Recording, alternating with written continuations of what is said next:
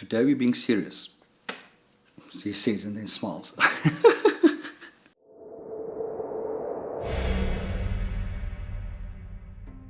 Today we're being serious. We're going to look at step 9.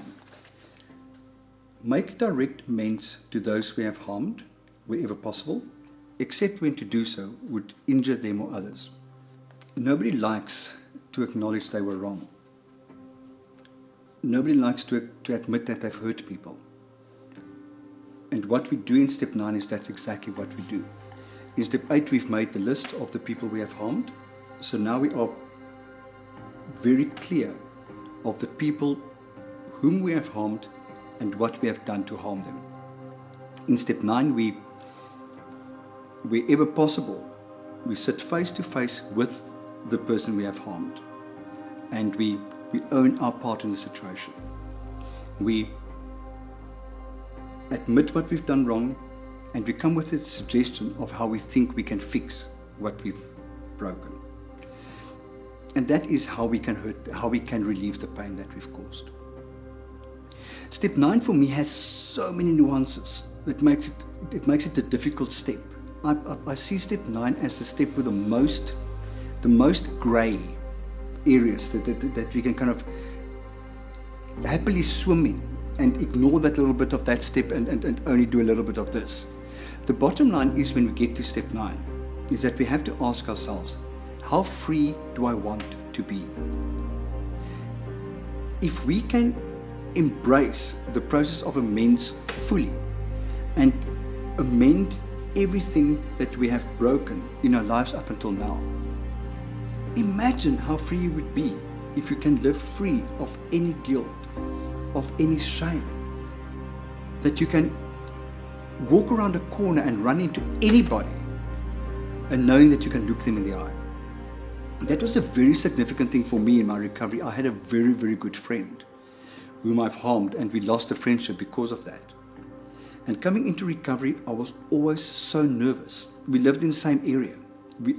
I knew at some stage I was going to run into this person and I wouldn't know how to look her in the eye. And what an amazing, amazing thing that on one afternoon I could sit in a restaurant with a cup of coffee, own my part, ask how I can fix it, and being told that by apologizing and by living the life you are living now, you're already fixing it. You don't have to do anything. And we have rebuilt that friendship back up.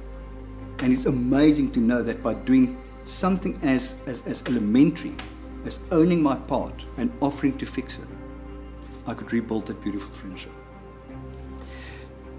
The thing with step 9 is that there are amends that we have to make to people who have harmed us, which makes it very difficult because we possibly still hang on to a resentment. If you get to those people in step 9, go back to step 4 and deal with the resentment, and then you can make the amend. Step 9 requires a significant amount of spiritual fitness. We truly have to know that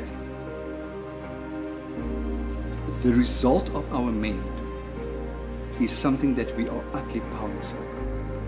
We cannot control whether somebody's going to forgive us, somebody's going to break our nose, or just chase us away. We have to trust that a higher power is taking us to the right person at the right time, that our motivation is correct, and that the amend will be received the way it has to be received for me to live my life moving forward. I've been chased out of amends, and that's okay, because I still made my amend. The fact that the amend wasn't received the way I wanted to be received doesn't mean that I can't live freely after that. What often happens is we ask to meet somebody, or we ask to talk to somebody, and they refuse to meet us. The spirit in which you went to that person gives you the freedom.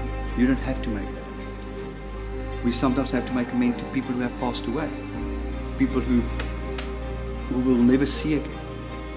In those cases, we do what we call an indirect amend, where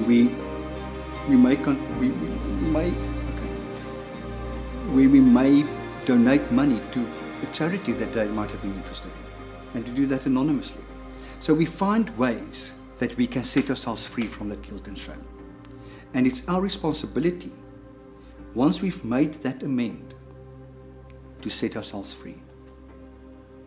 It happens so often where we make the amend, the person says we're okay, we walk out there, and by choice, we still hang on to the guilt and the shame. It is imperative part of our journey that we need to set ourselves free. I think of each amend as a rock that I've been carrying with me all my life, or for a significant part of my life. That I've just put that rock down and I go through life lighter. My philosophy in life is that we weren't born to hover, we were born to soar. And one thing you can't soar is with rocks on your back. So set yourself free, drop that rock and soar.